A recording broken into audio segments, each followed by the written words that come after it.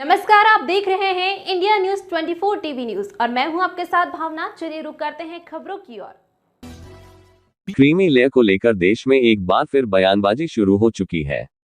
Supreme court ने 1 अगस्त 2024 को SC/ST में क्रीमी लेयर को लेकर ऐतिहासिक फैसला सुनाया। ऐसे में ये जानना बेहद अहम है कि आखिर क्रीमी लेयर होता क्या है और इसे निर्धारित कैसे करते हैं।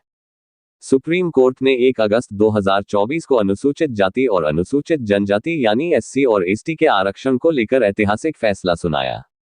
कोर्ट ने अपने फैसले में कहा कि सरकार इन दोनों ही समुदायों के आरक्षण के भीतर अलग से वर्गीकरण कर सकती है।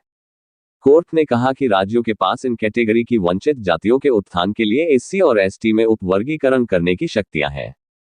फैसला सुनाते हुए जस्टिस BR गवई ने कहा कि राज्यों को SC और ST वर्ग में क्रीमी लेयर की पहचान करना चाहिए तथा उन्हें आरक्षण के दायरे से बाहर करना चाहिए।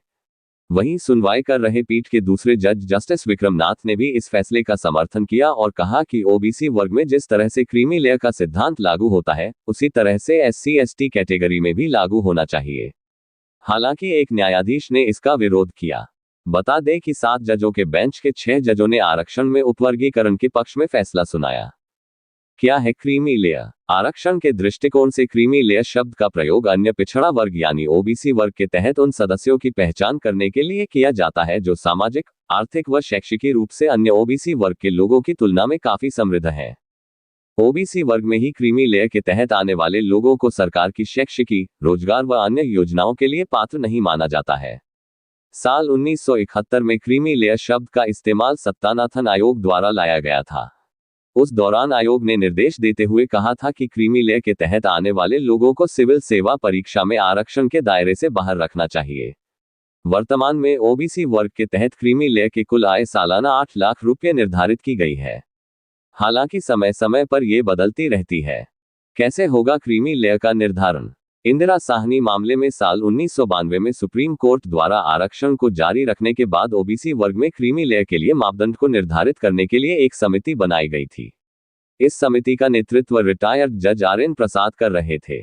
इस समिति ने 8 सितंबर 1993 को सुझाव देते हुए कहा कि कार्मिक और प्रशिक्षण विभाग ने कुछ आय, रैंक और स्थिति वाले लोगों की अलग अलग श्रेणियों को लिस्ट किया है, जिनके बच्चे OBC वर्ग के आरक्षण के पात्र नहीं होंगे। साल 1971 में सत्तानाथन समिति ने आय के आधार पर OBC वर्ग में क्रीमी लेयर की पहचान निर्धारित की। इस दौरान पिछड़े वर्ग के क्रीमी लेयरों के माता पिता के सभी स्रोतों से आय 1 लाख रुपये प्रतिवर्ष निर्धारित की गई।